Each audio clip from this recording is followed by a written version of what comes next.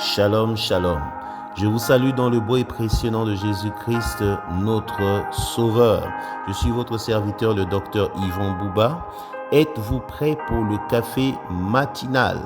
Prions.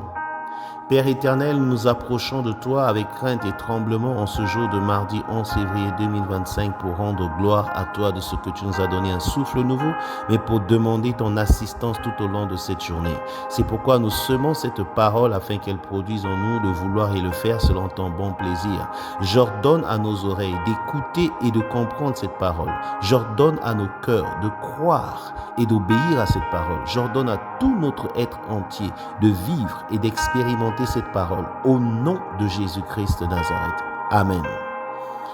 Bien-aimés, nous sommes toujours dans l'année de la multiplication et je rappelle que Dieu nous a donné d'être des semeurs, de semer la semence. Mais quand le semeur a déjà semé, qu'est-ce qu'il fait?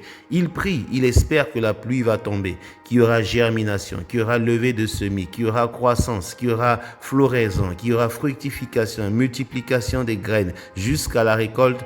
Ça ne dépend plus que de lui. C'est pourquoi la prière est essentielle. C'est pourquoi la foi est essentielle. Nous avons commencé la série du Notre Père qui est aux cieux.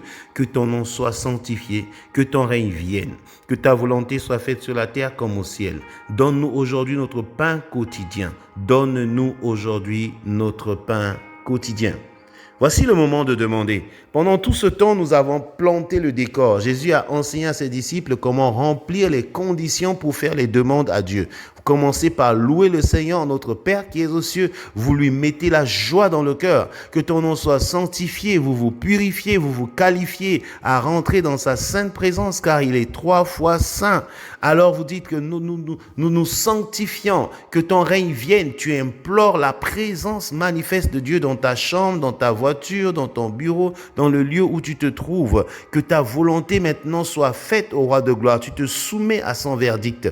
Malgré tout ce que tu vas dire et faire, tu crois que c'est Dieu seul qui décide. Alors tu remplis toutes ces conditions. Maintenant, tu commences à faire tes demandes. Dans notre pain quotidien n'est pas seulement la nourriture, mais tu vas prier pour ta vie spirituelle. Tu vas prier pour ta famille. Tu vas faire des demandes pour tes projets. Tu vas faire des demandes pour la journée. Tu vas faire des demandes pour ceux pour qui tu dois prier parce que tu ne pries pas que pour toi, mais aussi pour ceux qui sont dans le besoin et qui t'entourent et qui te regardent et qui te suivent, ou encore qui ne te connaissent même pas, mais qui reçoivent les bénéfices de ta prière.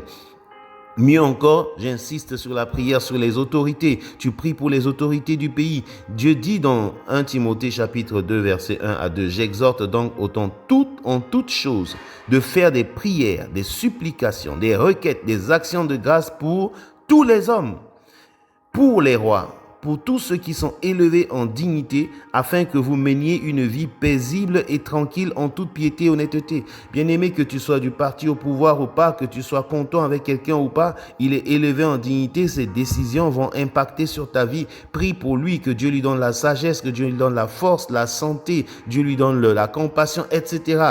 Prie pour tes autorités parce que leur travail, de ta vie dépend également de leur travail. C'est pourquoi nous devons tous les assister dans la prière.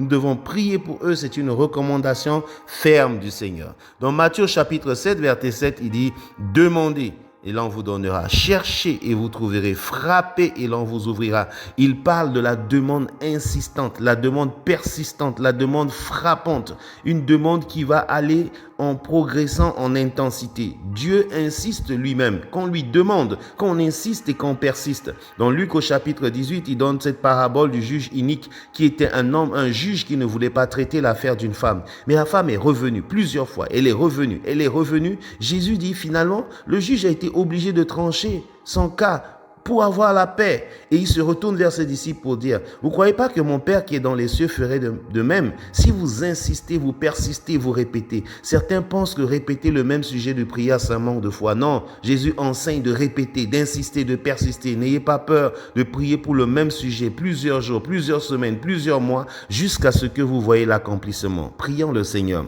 Père, je prie que tu nous accordes, au Père de grâce, la persistance dans la prière, l'insistance dans la prière. Donne-nous de penser aux autres également dans nos sujets de prière. Ô Père, de nous souvenir de nos autorités qui sont élevées en dignité dans nos quartiers, dans nos maisons, dans nos familles, dans la nation. Père, afin que nous vivons une vie paisible. Je crois que tu nous as exaucés dans le nom puissant de Jésus-Christ de Nazareth.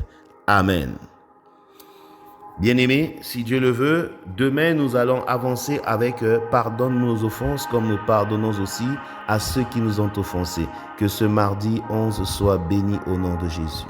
Amen.